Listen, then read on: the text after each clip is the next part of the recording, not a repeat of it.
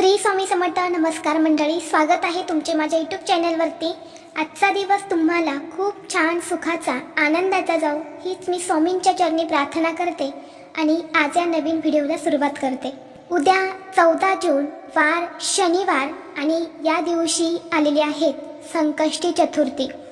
प्रत्येक महिन्यामध्ये संकष्टी चतुर्थी ही येते आणि प्रत्येक चतुर्थीचं महत्त्व हे देखील वेगवेगळं असतं. ज्येष्ठ महिन्यात येणाऱ्या संकष्टी चतुर्थीला कृष्ण पिंगल संकष्टी चतुर्थी या नावाने ओळखली जाते. संकष्टी चतुर्थी हे व्रत आपल्या हिंदू धर्मात अतिशय महत्त्वाचे मानले जाते. हे व्रत श्री गणेशाला समर्पित आहे. या दिवशी श्री गणेशाची पूजा करून उपवास केला जातो. संकष्टी चतुर्थीच्या व्रतामुळे जीवनातील अडचणी दूर होतात आणि सुख समृद्धी प्राप्ती होते.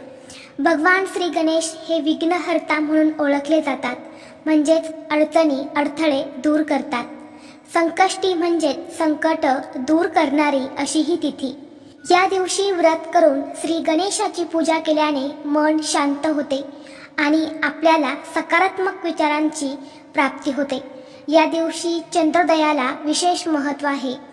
या दिवशी व्रत करून चंद्रदेवाची पूजा केली तरच आपल्याला त्या व्रताचं शुभ फळ प्राप्त होते.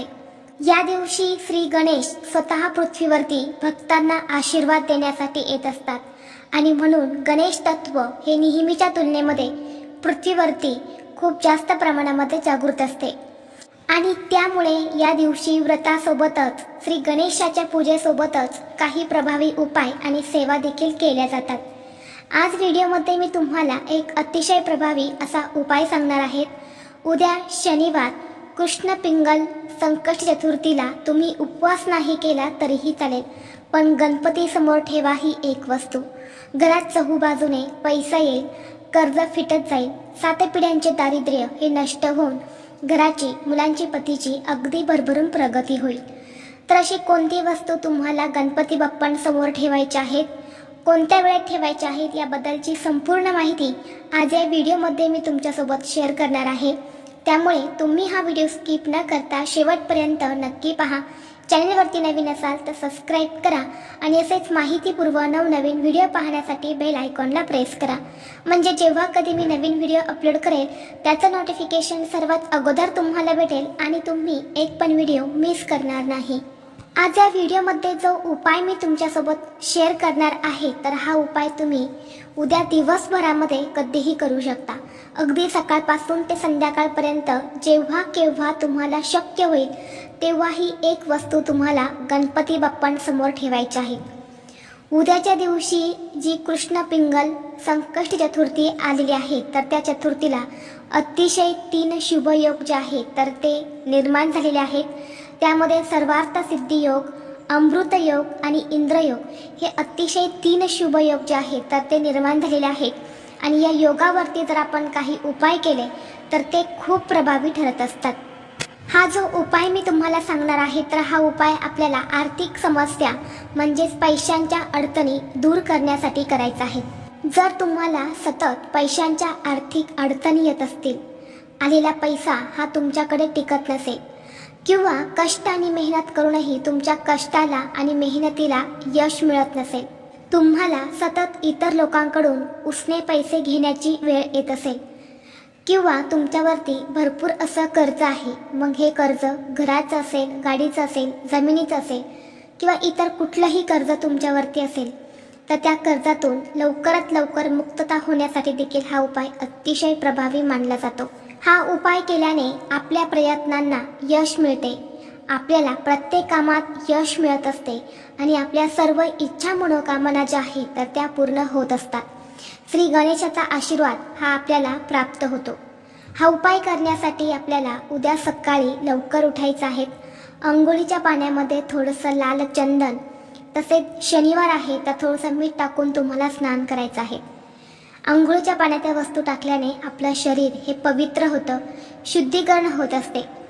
यामुळे आपल्यामध्ये काही दोष असेल, काही नकारात्मकता असेल तर ती देखील निघून जाते. यानंतर स्वच्छ कपडे परिधान करून आपल्या देवघरातील देवांची विधिवत पूजा करायची आहे. गणपती बाप्पांची मूर्ती असेल तर मूर्तीवरती तुम्हाला शुद्ध पाण्याने अभिषेक करायचा आहे. फोटो असेल तर स्वच्छ पुसून काढायचा आहे.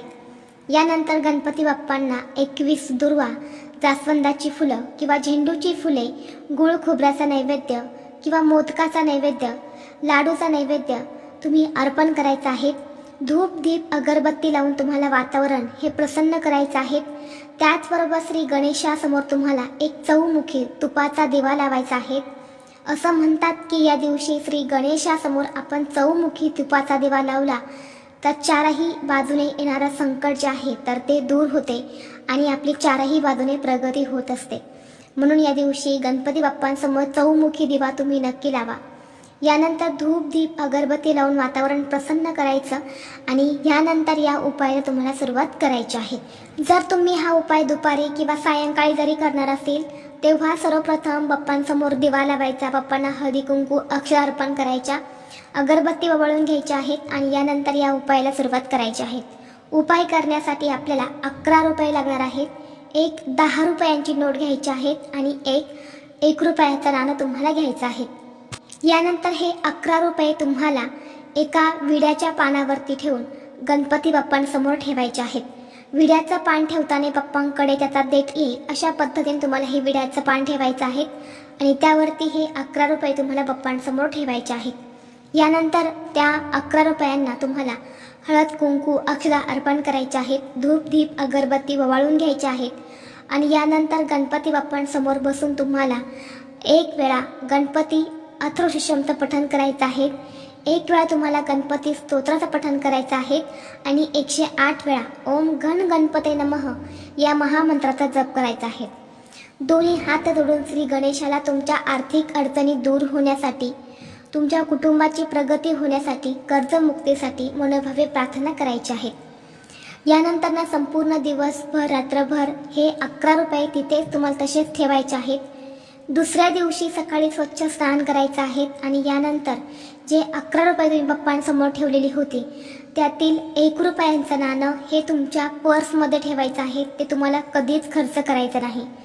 जोपर्यंत हे 1 रुपयाचं नाणं तुमच्या पॉकेटमध्ये असेल तोपर्यंत तुम्हाला कधीही पैशांच्या आर्थिक अडचणी येणार नाहीत. तुमच्या हातातून घरातून जास्त प्रमाणामध्ये पैसा खर्च होणार नाही. त्याचबरोबर जी 10 रुपयांची नोट असणार आहे तर ती नोट घेऊन तुम्हाला कुठल्याही एका मंदिरात जायचं आहे आणि मंदिराच्या बाहेर जी गरजू व्यक्ती असते, बऱ्याच वेळा आपल्याकडे पैसे मागत असते, तर त्या व्यक्तीला तुम्हाला दान म्हणून ती 10 रुपयांची नोट द्यायची आहेत. त्यासोबतच तुम्ही काही खाण्याच्या वस्तू देखील त्या गरीब व्यक्तीला देऊ शकतात. जेव्हा तुम्ही त्या व्यक्तीला हे 10 रुपयांचं दान करत असतात तेव्हा त्या व्यक्तीचे आशीर्वाद हे खूप मोठे असतात आणि तेच आशीर्वाद हे तुमच्या वाईट काळामध्ये, वाईट संकटांमध्ये तुम्हाला साथ देत असतात. तर अशा पद्धतीने तुम्हाला हा उपाय जो आहे तर तो चतुर्थीला करायचा आहे. अत्यंत प्रभावी असा उपाय आहे, तुम्ही नक्की करा. या उपायाने तुमच्या सर्व आर्थिक अडचणी या दूर होतील. व्हिडिओ तुम्हाला आवडला तर लाईक करा, चॅनलवरती नवीन असाल तर सबस्क्राईब करा आणि हा व्हिडिओ आपल्या मित्रपरिवारासोबत जास्तीत जास्त शेअर करा. चला तर मग भेटू असंच पुढल्या एका नवीन व्हिडिओमध्ये. तोपर्यंत सर्वांना श्री स्वामी समर्थ.